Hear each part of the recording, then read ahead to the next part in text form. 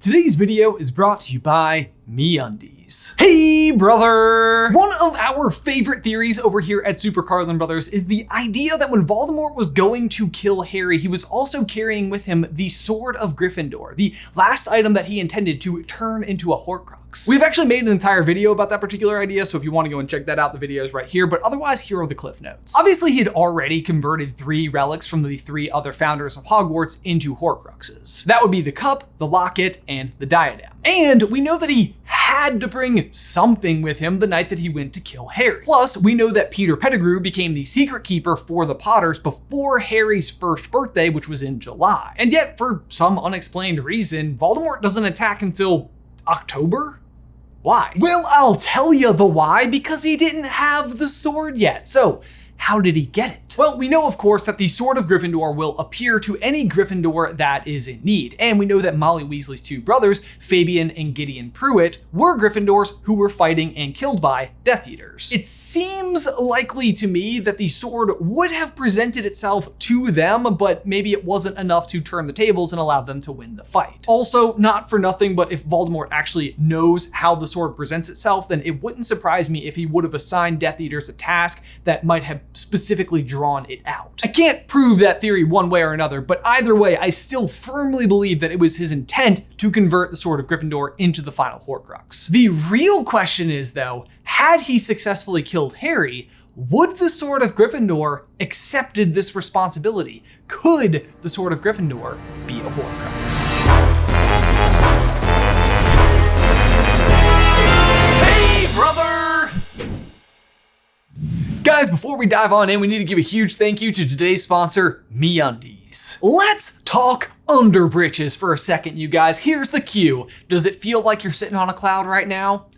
No? Well, boy, oh boy, do I have the thing for you guys today, because MeUndies offers sustainable, breathable, and super soft underbritches that, for bonus points, come in endless styles. From the straight up ridiculous to classic styles, there are so many options to choose from to make sure you have the right thing for you. Some of you may know me as my alias, Buzzy Bee. So I'm sure you can only imagine which pair I chose. So there are lots of other super awesome options like Baby Yoda and the Avengers. And the great news is, with a MeUndies subscription, you never have to leave the couch again. They send new pairs straight to your door every month. And with site-wide savings and exclusive sales, you'll automatically be saving money. And MeUndies has a great offer for our viewers. If it is your first order, you will get 15% off and free shipping on your order. And MeUndies even has their problem-free philosophy, where if you have any issue with the product whatsoever, just let them know and they will refund you or replace it. No questions asked, no caveats. I can't recommend it enough. Head on over to MeUndies.com/theories. Again, that is going to be 15% off and free shipping on your first order at MeUndies.com/theories. Link is in the description down below. First of all, I want to give a shout out to Iris over on our Discord server, who actually sparked this idea by asking the following question. The sword is made of goblin silver, and goblin silver repels mundane dirt, meaning it does not require cleaning. It imbibes only that which strengthens it. Could that mean that the sword might not turn into a Horcrux at all? Would being a Horcrux make it stronger, or would it repel the piece of soul? Excellent question with excellent points made. Iris, of course, is indeed correct. Hermione points out in Deathly Hallows that the sword can destroy Horcruxes. She says, the sword can destroy Horcruxes! Yeah, we know, we just said that. Goblin-made blades imbibe only that which strengthened them. Harry, that sword's impregnated with basilisk venom. So right out of the gate, the question is, does Voldemort's soul constitute being something powerful enough to actually improve the blade's quality? Or would the sword itself just actually repel the soul because it already has its own like built-in internal worthiness calculator? Personally, I like to think that Godric Gryffindor actually took a TI-83 calculator and like duct taped it to a sword and like magically like morphed them together. I can't confirm that's what he actually did, but the point is the sword is able to present itself at will based on who needs it most. But on the flippity-flop side of that, we also have this line from Ollivander. He who must not be named did great things. Terrible, but great. Okay, calm down, Ollivander. Calm down. Actually, though, I really think that that particular line shows his true passion for like wands, because he's like, I know this could be dangerous, but it is going to be very interesting to see what he can do with it. The point being here, though, that Tom Riddle / Voldemort is arguably the most powerful wizard of all time. So if it's purely on a basis of strength, then I think it works. That is to say, the sword could become a Horcrux because the piece of Voldemort's soul is that powerful. If there is, in fact, a worthiness category, then that would, of course, be a problem as well, because for starters, he's in Slytherin, not Gryffindor. But I personally think that rule only really applies to who it can appear to. Because on that particular note, the sword goes right on ahead with accepting the basilisk's venom, which literally was Slytherin's monster. Again, terrible but great power from Slytherin's literal pet. Pretty un-Gryffindor, if you ask me. Although my personal headcanon is that all of the original Hogwarts founders actually loved the basilisk, but Slytherin put a Fidelius charm on the Chamber of Secrets, which is how everybody actually knows that there is a monster and that there is a hidden basement, but nobody can find it. Also, if anybody knows anybody at Warner Brothers so we can write a founder series, just give us a call, we're here. Anyway, my point is that the sword seems to take no issue whatsoever with the idea of taking in something that is super powerful and dangerous because it technically makes it stronger. So yes, I do believe that the Sword of Gryffindor could have become a Horcrux because Voldemort is that powerful. But here's where things get kind of tricky, because if the Sword of Gryffindor was already a Horcrux, then when Harry stabs it into the basilisk and it imbibes the basilisk's venom, would that venom then destroy the Horcrux itself? Because, as we know, basilisk venom is one of the very few things that is capable of destroying a Horcrux because of its highly destructive powers. So, you would think, yes, absolutely. I guess you could argue because the sword was already a Horcrux that it might be able to detect the fact that the venom was present, and instead of like taking it in, actually repel it because it would know that it would destroy itself, right? Wrong! Again, here's what Hermione has to say about how Horcruxes operate. Look, if I picked up a sword right now, Ron, and ran you through with it, I wouldn't damage your soul at all. Coincidence that she specifically chose sword in this particular example?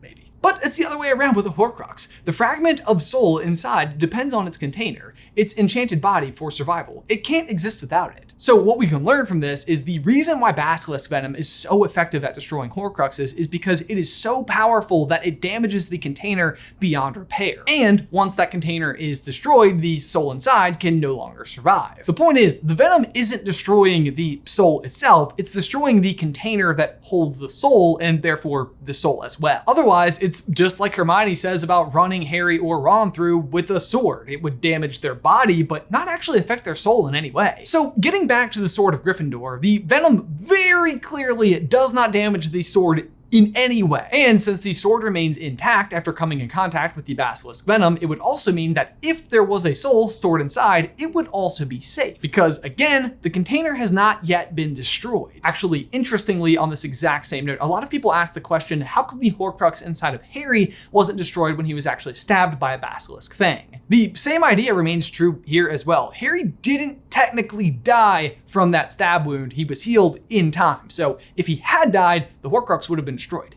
but he wasn't. But again, back to the sword. Harry should count himself extremely lucky that Voldemort was not successful in this particular venture, because destroying that sword would have been extremely difficult. If, for that matter, even possible at all. I'm not sure that it is. Well, what about Fiend Fire, Ben? Couldn't they have just used Fiend Fire? Couldn't Harry and Hermione have just used Fiend Fire on this giant plateau that they're standing on?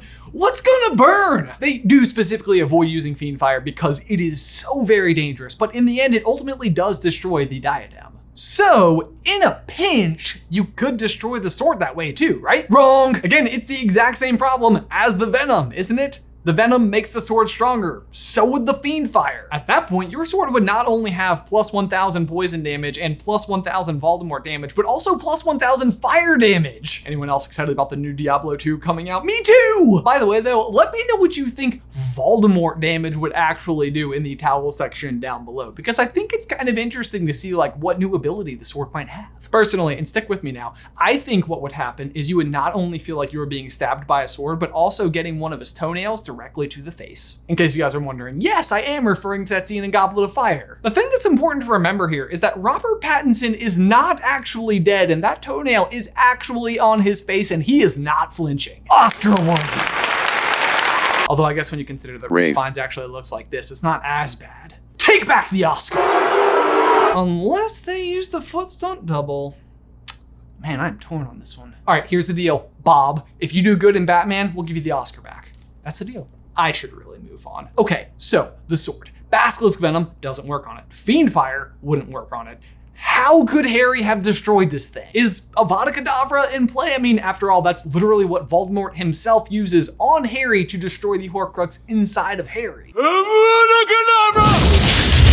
I mean, that's gotta be it, right? It's the only other way that we see a Horcrux destroyed in the books at all. And yet, I don't think that would work either. Actually, on that note, I always wondered why Harry, Ron, and Hermione never even tried it on the locket when they were suffering with it so badly. I always kind of attributed it to like an internalized like nobility that was in play here. Like that was a line they weren't going to cross. But like apparently every other thing inside of this video, I don't think that really holds up either. For one, they have absolutely no issue whatsoever using the Imperius Curse when they break into Gringotts. And Harry straight up tries to use the Cruciatus Curse on Bellatrix. And it's true that neither of those actually end in death, but at least in the movies, that goblin ends up dead anyway. And Neville's parents are arguably in worse condition than if they had died. Plus, all three of those curses are considered unforgivable, so I really don't think morality's in play anyway. In fact, Harry even specifically tells Dumbledore that he would want to be the one to kill Voldemort, even if there wasn't a prophecy. Imagine, please, just for a moment, that you had never heard that prophecy. How would you feel about Voldemort now? Think! I'd want him finished, Harry said quietly, and I'd want to do it. Bloodthirsty much, Harry? Come on. Not really, though. In the end, he actually uses Expelliarmus, so there you go. But I think the real reason they don't use Avada Kedavra is because the Horcruxes are not living things. Voldemort successfully uses Avada Kedavra on Harry because Harry is the container and Avada Kedavra can effectively kill a person. And as such, destroys the container holding the Horcrux. The same would probably be true for Nagini as well. Also, the movies, I get it, they show a whole bunch of curses just like glancing off of Nagini, but in the books, she's inside of the protective bubble, so I think she was very much subject to being damaged. But the rest of the Horcruxes are just objects, and you can't kill objects. The sword is honestly a pretty foolproof Horcrux idea. It really can't be destroyed by just about anything because anything dangerous enough to destroy it, it can just absorb its power. I actually can't think of a single magical way that it could be destroyed. I guess you could like physically break it, like put the sword across a fulcrum and drop a couple of tons on both sides and like snap it in half, but even then, I'm not sure the soul would be destroyed. The only explanation we could think of over here to destroy the Sword Crux was for Harry to literally throw it through the veil. Just let the literal wall of death do the killing. And if you don't think that would work, good news, we made an entire video explaining why it would. I guess maybe you could melt it down in like a Goblin Forge? But no, same problem, it absorbs the heat. It's starting to feel like a real missed opportunity to have not given that sword even more powers. If I was Harry, you wanna know what I would have done? I would have gone to the top of the mountain and held it in the air and waited for some lightning. Lightning sword! Or maybe this just gives us new questions to try to answer. Like, why does the sword have the power to show up to any Gryffindor in need? What did it kill or destroy to imbibe that? Like, is there anything else in the magical world that only appears when you need it most? And I guess Fox shows up when Harry needs him most. Guys, for my question of the day, what other things could the Sword of Gryffindor destroy and then have the power of? Let us know in the towel section down below. Otherwise, guys, as always, thank you so much for tuning in. Be sure to like this video and subscribe to the channel if you haven't already. Also, you may have heard that we are doing Name of the Wind theories for the next month. If you're still on the fence, be sure to go and check out this video right here where we talk about why you should read that story. But otherwise, guys, until next time, bye.